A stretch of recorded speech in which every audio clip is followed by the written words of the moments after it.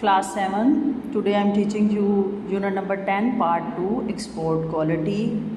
यानी कि export quality होती है जो बाहर से चीज़ें मंगवाई जाती हैं उनकी क्वालिटी के बारे में ये चैप्टर है कि इम्पोर्टेड चीज़ें कितनी अहम होती हैं या अच्छी होती हैं या उनकी क्या क्वालिटी होती है, खसूसियत अच्छी होती है या कैसी।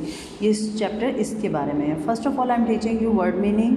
प्रिवेलिंग करना, मतवज्जा करना, ऑस्टोनिश नुमाइशी, एलेबोरेट तफसीली या मुकम्मल कोई बात को कंप्लीट करना, ऑर्नेट आराइश, एंटीक कदीम चीज़ें, वील्ड नकाब डालना, ब्रास पीतल, सस्पेंडेड एनिमेशन अनमूविंग साकिन हरकत का रुक जाना, लेबरनेथ भूल भलैया, थ्रोफेयर दोनों जानिब से खुला रास्ता, स्प्लेंडर शान शौकत, एसाइल बगली रास्ता या साथ से रास्ता जो होता है, रिमेंसिस पुरानी यादों को ताज़ा करने का अमल, गोश हैरत के अजहार का कलमा यानी कि कोई ऐसा वर्ड जिसमें हम हैरत का इजहार करें, एनामल मीनाकारी, मोटिफ नक्शो निगार, फेबल्ड किस्सा या दास्तान, टेन सामला रंग, कैप्शन उन्वान या तारफ़ी अल्फाज, laden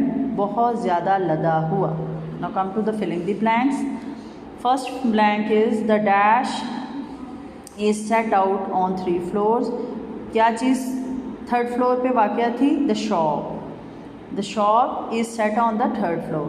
he hands me my bill and keep the purses. उसने मेरा बिल मेरे हाथ में थमाया और मुझे मेरा पार्सल दे दिया। I observe that not dash every one stick to the rules absolutely. मैंने ये चीज़ ऑब्ज़र्व की, मुशाहिदा की कि कोई भी रूल्स के मुताबिक नहीं चल रहा था, यानी कि पाबंदी नहीं कर रहा था। I follow our family of 4 walking in front of me. मैंने एक ख़ानदान की फैमिली मेरे आगे चल रही थी जिसका मैंने पीछा किया, जो कि मेरे सामने। My heels dash along the ground वेग होता है धंस जाना। मेरी हील जो थी वो क्या हो गई थी? ज़मीन के अंदर धंस रही थी। I would be most likely to find a dash home rickshaw home. मैं कोशिश कर रही थी कि मुझे रिक्शा मिल जाए घर जाने के लिए। The stalls have become proper brick shop now. अब जो स्टॉल थे वो मुकम्मल तौर पे पहले जो कि ठेले लगे हुए थे बाहर दुकानों के बाहर, जैसे आपने देखा होता है फट्टे लगे होते हैं, ठेले लगे होते हैं, अब वो जो ठेले थे वो दुकानों के अंदर तब्दील हो चुके हुए थे। अब दुकानें पक्की दुकानें बन चुकी हुई थी। इन माई चाइल्डहुड, जब मेरा बचपन था, we use to come down here with our pocket money. हम यहाँ पे शॉपिंग करने आते थे जब हमारी पॉकेट मनी इकट्ठी हो जाती थी, यानी कि पैसे इकट्ठे करके हम यहाँ पे शॉपिंग करने बचपन में आते थे। I set out into the crowded street. मैं यहाँ पे हजूम वाली गलियों में घूमती थी, यहाँ मैं जब आती थी। Number 10, I decided to try my luck in the system of open bazaar. मैं यहाँ के इन खुले बाज़ारों में अपनी किस्मत आजमाने का फ़ैसला किया। The last, I hesitate for only a few second. मैंने हेजिटेट करना, हिचकिचाहट करना। मैंने कुछ देर हिचकिचाहट की और उसके बाद मैं नॉर्मल हो गई। यानी now we have completed this objective word meaning and filling the blanks. Please learn it and write down in your copy. Today I am teaching you class 7 answer question of unit number 10 part 2 export quality. In what way is the display in the shop astonishing? किस तरह उन्होंने दुकान को अपनी नुमाइश के लिए सजाया हुआ था। It is consisted of many colorful and elaborately decorated things which make it astonishing। यानी कि उन्होंने दुकान को इस तरह कलरफुल चीज़ों से सजाया हुआ था, यानी कि झंडियाँ लगा के खूबसूरती से उसको नुमाइश के लिए डेकोरेट किया था, जिसकी वजह से नज़र बार बार उनकी तरफ से मुतवज्जो हो रही थी। How does the lady describe the system in the cottage industry? Lady जो थी, औरत ने वहाँ की जो जूते बनाने की इंडस्ट्री थी उसको कॉटेज इंडस्ट्री कहते हैं। घर के अंदर जो छोटी छोटी कारखाने लगाए जाते हैं, तो वहाँ पे वो विज़िट कर रही थी, तो उसने उसको किस तरह डिस्क्राइब किया? She describe it as being too complicated for her. उसने इसको इस तरह बयान किया कि ये बड़ा ही तंग सी और बड़ी मुश्किल सी जगह थी। What does the word labyrinth suggest? labyrinth कहते हैं भूल भुलैयों को। क्या इसका मतलब था स्टोरी में? The word labyrinth suggests that the inside of the cottage industry consists of many interconnecting aisles and rooms। इसका यहाँ पे मतलब ये लिया गया labyrinth का कि कॉटेज जो इंडस्ट्रियाँ, घर में जो छोटी छोटी फैक्ट्रियाँ बनाई जाती हैं वो बहुत तंग होती हैं, साथ साथ कमरे होते हैं उसमें, और छोटी छोटी राहदारियों में ही मशीनों को और चीज़ों को सेट किया जाता है। ये इस चीज़ पे मुश्तमिल होती है। Why does the lady decide not to enter the section of the shoes in the cottage industry? क्यों नहीं औरत कॉटेज इंडस्ट्री में जाना चाहती थी, घर की फैक्ट्री में क्यों नहीं दाखिल होना चाहती थी जो जूते बनाने की फैक्ट्री थी?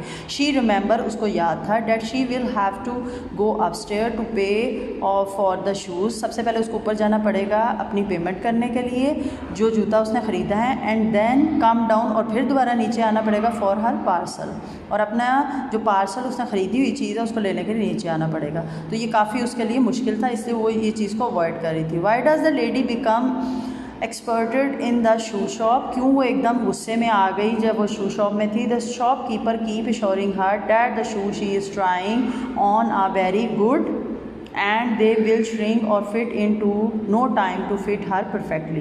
क्योंकि दुकानदार उसको बार बार इंसिस्ट कर रहा था कि जो जूता आप पहनने की कोशिश कर रही हैं बहुत अच्छा है, और ये अभी आपको लूज़ लग रहा है, कुछ अर्से बाद ये आपको श्रिंक होकर फिट आ जाएगा, परफेक्टली आपको फिट हो जाएगा। ये चीज़ उसको बार बार इंसिस्ट वो कर रहा था। His insistence expected him by lady. और ये चीज़ तो यहाँ पे वो बंदा उसको बार बार, वो आदमी जूते वाला उसको क्योंकि इंसिस्ट कर रहा था कि आप ये ख़रीद ले, तो ये चीज़ उसको एक्सपेक्टेड कर रही थी, यानी कि उसको इरिटेट कर रही थी, उसको परेशान कर रही थी, जिसकी वजह से वो बहुत ज़्यादा गुस्से में आ गई या परेशान हो गई। Number 6, why do you think the shopkeeper tell the lady that the shoes are why? जो वाई शूज़ है एक्सपोर्ट क्वालिटी है, बाहर के मुल्क से आया हुआ है और ये बड़ा अच्छा ज़बरदस्त क्वालिटी, ये बात क्यों कह रहा था शॉपकीपर औरत को? The shopkeeper tell he this to impress the lady, क्योंकि वो औरत को इम्प्रेस करना चाहता था कि वो ये समझे कि ये बड़ा अच्छी क्वालिटी का जूता बाहर के मुल्क से आया हुआ है, तो ये उसको ख़रीद लेना चाहिए। उसको इम्प्रेस करने के लिए ये बात बार बार कर रहा था। Come to the word sentences. First word is motive, मोहरिक। His motive for working hard as a desire to succeed. उसकी जो मेहनत करने का उसके अंदर मोहरिक है, या मोहरिक होता है आपके अंदर जुस्तजू या कोई ऐसी चीज़ जो आपको मोटिवेशन देती है कि मुझे आगे निकलना है, मुझे बढ़ना है, मुझे कामयाब होना है, इसको मोटिवेशन कहते हैं। आपके अंदर की जुस्तजू, आपके अंदर का शौक़, तो ये चीज़ ने उसको कामयाब बनाया है। मोटिव, नक्शो निगार। The motive of scrub use in this model is very interesting. इस चीज़ के अंदर जो मोटिव इस कपड़े को बनाने में या जो भी इस डिज़ाइन को बनाने में मोटिव, नक्शो निगार यूज़ किए गए हैं वो बहुत दिलचस्प हैं। बबल्स, एक बबल होता है चिंगम। I bought a few bubbles to please my son and daughter. मैंने अपने बेटा बेटी के लिए कुछ बबल्स ख़रीदे। दूसरा बबल्स है बुलबुले। The surface of the soda was covered with bubbles. जब आप सर्फ पानी में डालते हैं तो आप देखते हैं बबल्स बन जाते हैं, तो जो ही मैंने सोडा उस पानी में ऐड किया तो वो बबल्स बन गए। पानी के ऊपर उसकी सरफेस पर सारे सतह के ऊपर बबल्स आ गए। ट्रॉपिकल, गर्म खित्ता। Weather is most tropical country is hot. जो ट्रॉपिकल कंट्रीज़ होते हैं, गर्म खित्ते हैं दुनिया में, उनका जो वेदर है, मौसम बहुत ज़्यादा गर्मी वाला होता है। टॉपिकल। उन्वान, his book was topical and interesting. उसकी बुक का जो टॉपिक है बहुत दिलचस्प है। एक्सपेंसिव, कीमती। These shoes are very expensive. ये जूते बहुत ज़्यादा कीमती हैं। एक्सपेंसिव, खुली जगह, कुशादा, आलीशान। The office was setup in a expensive building. ये ऑफिस जो है ये बनाया गया बहुत खुली बिल्डिंग में। Spacious, the king lived in a spacious palace. जो किंग है, बादशाह जो है, वो एक बड़े खुले से महल में रहता है। स्पेशियस, मशकूक। He made specious statement to prove his claim. उसकी जो स्टेटमेंट है, बयान ने उसको एकदम मशकूक बना दिया है।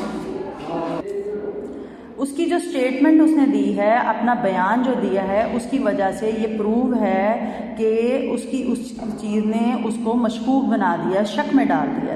लैडन, लदा हुआ। The shopkeeper came laden with boxes, shopkeeper जब आया तो उसके ऊपर क्या चीज़ लदी हुई थी, बहुत ज़्यादा बॉक्सेस, डब्बों के साथ लदा हुआ था। लैडन, थके हुए पाँव के साथ या भारी कदमों के साथ। The tired soldier walk with laden feet, जो सोल्जर था, सिपाही था, वो भारी कदमों के साथ, थके हुए कदमों के साथ चल रहा था। Now we had completed this unit export quality. Please learn all this question answers and word sentences in your copy and learn it. Thank you.